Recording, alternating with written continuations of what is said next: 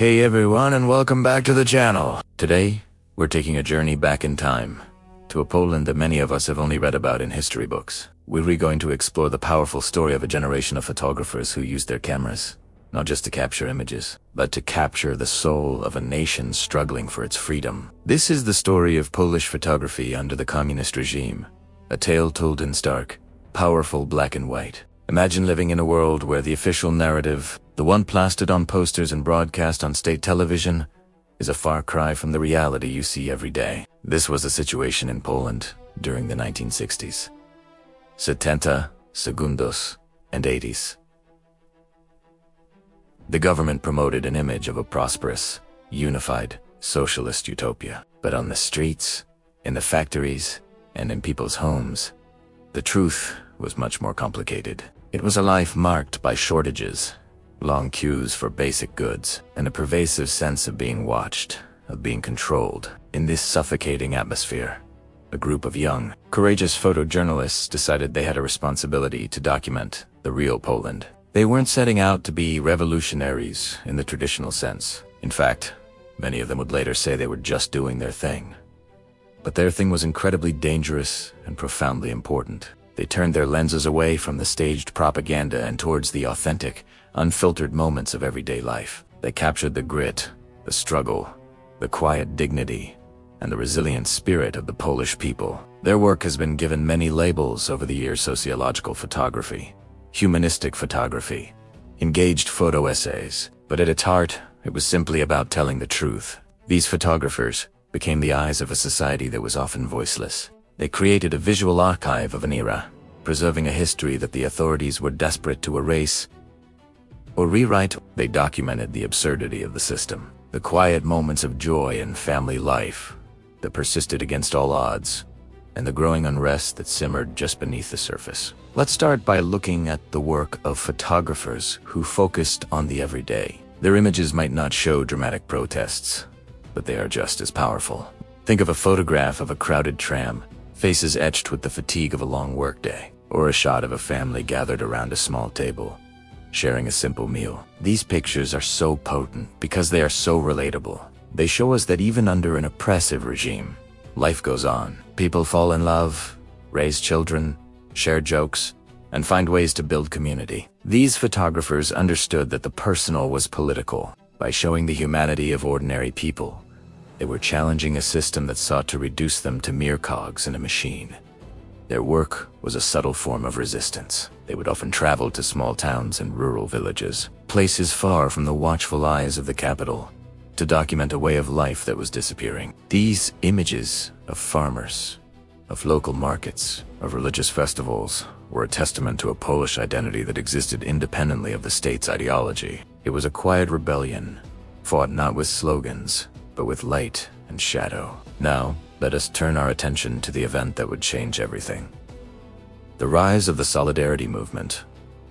In the early 1980s, Poland was in a deep economic crisis. The government, unable to pay its international debts, decided to implement drastic price hikes on food and other essential goods. For a society already pushed to the brink, this was the final straw. The spark was lit in the Lenin Shipyard in the coastal city of Gdansk. In August 1980, workers went on strike, demanding better pay, better conditions, and something that seemed impossible: the right to form independent, self-governing trade unions. What started in one shipyard quickly spread like wildfire. A wave of occupational strikes swept across the country, paralyzing factories, mines, and transport hubs. The entire economy ground to a halt. This was no ordinary labor dispute. It was the beginning of a massive social and political movement that would become known to the world as Solidarność, and the photographers were there, right in the thick of it. One of the most iconic images from this period comes from Chris Niedenthal. His photograph, taken at the Lenin Shipyard in 1988, during another wave of strikes, perfectly encapsulates the spirit of the movement. It shows a crowd of striking workers, their faces a mixture of exhaustion, defiance, and hope. In the foreground, one worker holds up his hands, his fingers forming the V4 victory sign, a symbol that became synonymous with Solidarity's struggle. This single image tells a whole story: the unity of the workers, their peaceful resistance, and their unwavering belief in a better future. It wasn't just a picture of a strike. It was a picture of a nation waking up. These photographers faced immense risks. Documenting the strikes was a direct challenge to the state's authority. They could be arrested, their equipment confiscated, their film destroyed. They had to be clever, often hiding their cameras or passing film rolls to trusted couriers to be smuggled out and developed. They worked in chaotic, tense environments, surrounded by riot police and security agents. Their mission was to bear witness. They climbed walls, squeezed through crowds, and waited for hours to get the perfect shot. They knew that the images they were capturing were more than just news photos. They were historical documents. They were proof that the official story was a lie. They were showing the world and other Poles that they were not alone. The photographs from the Solidarity era are a masterclass in photojournalism. You can feel the energy of the crowds, the tension in the air. You see the faces of the leaders, like Lech Wałęsa, addressing the mass. But you also see the anonymous heroes, the women preparing food for the strikers, the priests holding mass inside the occupied factories, the young people painting anti-government graffiti on city walls. These images played a crucial role in the struggle. They were published in underground newspapers and pamphlets, known as bibuła, which were passed from hand to hand, strengthening the resolve of the opposition. They were also smuggled out of Poland and published in the Western press,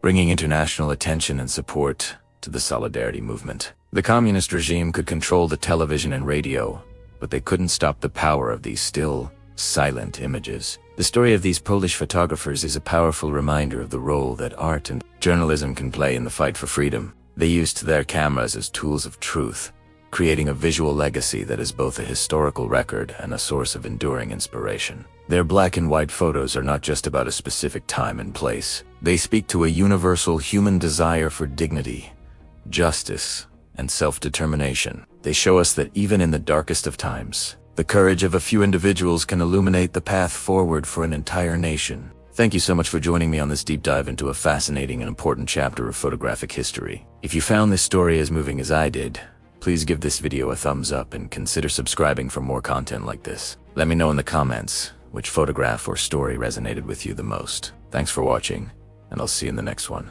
Ever wonder how a single trade union could topple an empire? It sounds like the plot of a movie, but it's the real-life story of Poland's Solidarity movement, or Solidarno. This wasn't just any union. It was a revolution in the making, a social movement that swelled to over 9 million members. To put that in perspective, that was roughly a quarter of Poland's entire population at the time. Imagine 1 in every 4 people you know joining the same cause. That's the kind of power we're talking about. The story really kicks into high gear in the 1980s. Poland, like much of Eastern Europe, was under the tight grip of the Soviet Union. The economy was struggling and everyday life was tough. People were fed up. In the shipyards of Gdansk, a charismatic electrician named Lech Wałęsa climbed over a fence to join a strike. And in that moment, he became the face of a national awakening. The workers weren't just demanding better pay or safer conditions. They were demanding basic human rights, freedom of speech, and the right to form independent trade unions. This was unheard of in the Soviet bloc. The government, of course, didn't just sit back and watch. They saw Solidarity as a direct threat to their power. The initial response was to try and negotiate, leading to the historic Gdansk Agreement in August 1980. This was a massive victory. For the first time, a communist government officially recognized an independent trade union. People were ecstatic. It felt like a new dawn. Solidarity grew at an incredible pace, attracting not just workers, but intellectuals, farmers, and students. It became a nationwide umbrella for everyone who yearned for a free Poland. But this period of hope, often called the Solidarity Carnival, was short. The powers in Warsaw and Moscow were getting nervous. This taste of freedom was spreading too fast. So, in the dead of winter, on December 13th, 1981, the government declared martial law. It was a brutal crackdown. Tanks rolled onto the streets, the phone lines were cut, and thousands of Solidarity activists, including Lech Wałęsa, were arrested and imprisoned overnight. The movement was officially banned, driven underground. It seemed like the dream was over. For many, this could have been the end of the story. A powerful state apparatus, crushing a popular movement. But this is where the true spirit of solidarity shines through. They refused to be broken. Even with its leaders in jail and its organization shattered, the movement didn't die. It transformed. It became an underground society, a nation within a nation. People printed secret newspapers and books, organized clandestine meetings, and broadcast illegal radio programs. They kept the flame of resistance alive through small, everyday acts of defiance. The support from the outside world was also crucial. Pope John Paul, Segunda himself a Pole, was a powerful moral voice for the movement. His visits to his homeland were more than just religious pilgrimages. They were massive rallies for freedom that the government couldn't stop.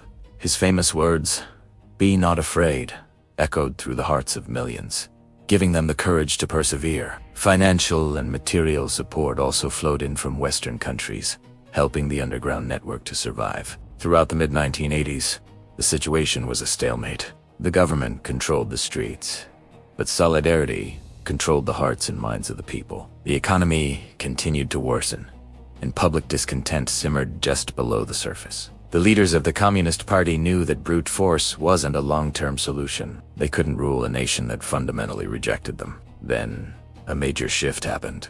Not in Poland, but in Moscow. A new Soviet leader, Mikhail Gorbachev, came to power with new ideas of glasnost, or openness, and perestroika, or restructuring. He signaled that the Soviet Union would no longer use its military to prop up failing communist regimes in Eastern Europe. The gendarme of the Iron Curtain, as the Soviet Union was known, was essentially stepping down from its post. This was the green light the Polish people had been waiting for. With the threat of Soviet tanks gone, the balance of power shifted dramatically. In 1988, a new wave of strikes swept across Poland. This time, the government didn't have the same old playbook. They were weaker.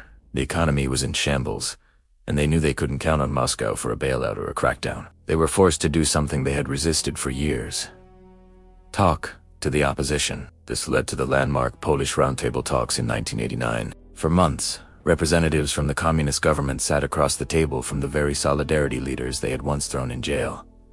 It was a surreal and historic moment. They hammered out a deal that would pave the way for a peaceful transition of power. The agreement included the relegalization of solidarity and, most importantly, the scheduling of semi-free elections. The elections of June 4th, 1989, were a political earthquake. While not fully free, they allowed for open competition for a portion of the seats in parliament. Solidarity, which had only been legal for a few months, formed a citizens' committee and scrambled to field candidates. The results were a complete and total landslide. Solidarity-backed candidates won virtually every single seat they were allowed to contest. It was a stunning repudiation of communist rule. The people had spoken, and their voice was deafening. The communists were in shock. They had expected to hold on to power, but the election results made that impossible. In a series of rapid political maneuvers, Poland formed the first non-communist-led government in the Soviet bloc in over 40 years. Tadeusz Mazowiecki, a longtime Solidarity advisor,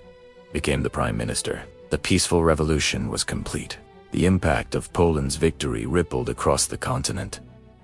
It was like the first crack in a massive dam. Seeing that a peaceful transition was possible, people in Hungary, East Germany, Czechoslovakia, Bulgaria, and Romania were emboldened. The Berlin Wall, the most potent symbol of the Cold War, fell just 5 months after Poland's election. The revolutions of 1989, a chain reaction started by Polish workers in a shipyard, dismantled the entire Soviet bloc and brought the Cold War to a peaceful end. The story of solidarity is a powerful testament to the power of ordinary people to achieve extraordinary change. It's a story of courage, perseverance, and the unyielding desire for freedom. It shows that even in the face of overwhelming force, a united and determined populace can bend the arc of history toward justice. It's a lesson that remains as relevant today as it was in the shipyards of Gdansk. Thanks for watching, and if you found this story as inspiring as I do, make sure to like, subscribe, and hit that notification bell for more deep dives into history's most pivotal moments.